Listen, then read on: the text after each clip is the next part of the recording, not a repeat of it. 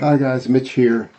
I usually don't do these profile videos, but I wanted to profile a guy I've been following for about over a year, maybe a year and a half. His name is Johnny Anderson. Um, there's a lot of controversy about to shred or not to shred. To me, I'm not into it. Number one, because I really can't do it, but I'm amazed by it. I'm blown away by people that can do it. I wish I can do it, but I can't. Um, just for the sheer technicality of it, the ability to do it, I just get blown away. I see these young guys doing it. Um, but Johnny Anderson, he's he's a professional, but I don't think it's his full time job. But he's just great, and he likes Igne Malstein. And I'm probably not saying that right, but he's just unbelievable. So and I asked him if he'd mind if I profile him. He said he'd be honored, something like that. So I'm gonna post this video. I'm gonna mute myself, and then if you give me let me know what you guys think. I mean, I just think he's unbelievable. And another thing, he buys these Mitchell guitars last couple of years, and he's not a spokesman for Mitchell, but he definitely could be. But he can make anything sound good. I mean, he's bought some of those Strat copies from China. They all say anything he plays sounds good. But these actually, did have a Mitchell. I wound up taking it back, but really I should have kept it though. For what you were getting for the money, I should have kept it. So, all right, so let's go. Let's play this video, and I'm going to mute myself right now.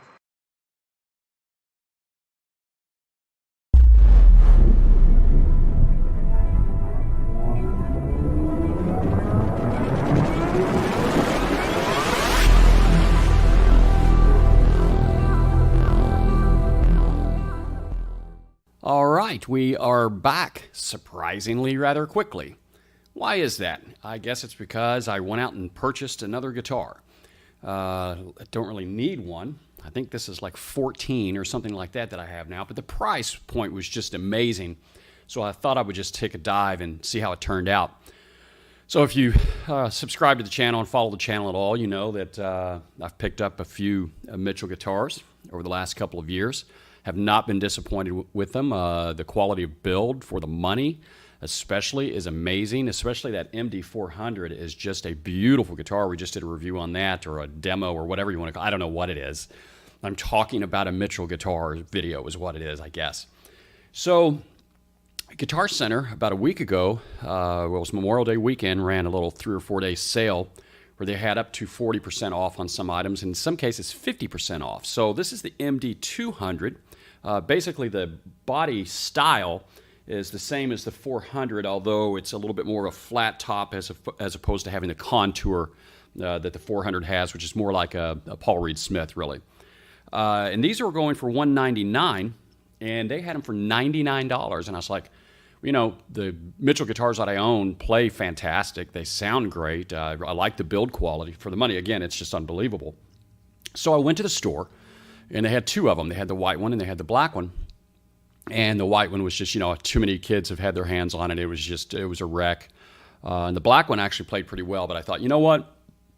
I'm just going to go to their website and order it. And I did. It took a few days. And I received it. And I'm going to just let you know, it's really nice for the money, especially. Again, I know I'm going to say it again probably a lot of times throughout the course of this video. Just a couple of differences between 200, 300, and 400 MD series. The 400 has the set neck. It is a string-through body. I believe the 300 has maybe a bolt-on, I think, and I'm not sure, but the 200 definitely has the bolt-on, as you can see. The neck doesn't have quite the same feel as the 400. It is a flat neck. As far as the fretboard is concerned, it's a little chunky and a little girthy to me. I prefer my necks a little thinner, but it still works. So when I received it, got it out of the box, and immediately I looked and I was like, okay, Action's too high. Looks like the neck probably needs to be tweaked just a little bit with the truss rod adjustment. And I just really started doing truss rod adjustments about a year ago. I'd been scared to death my entire life to do that. And it's like, you get a wrench out, you turn it a little bit, and it helps everything, or kills it, whatever. And so I did a little bit of a truss rod adjustment, lowered the strings a little bit, the action, I should say, changed the strings, I put on some Ernie Ball 8 gauge, finding that I'm really liking those strings now, probably even prefer them over the Ingve signatures, just because I think I can get the artificials on the 5th and 6th strings a little bit easier as far as my technique is concerned. Well, anyway, I think the similarities between this and the 400, exact same bridge. I think the 400 has more of a metal housing around the pickup. This one is plastic. They both have humbucker, slim humbucker, regular format humbucker, and they are rail pickups. And I believe they are ceramic, if I'm not mistaken.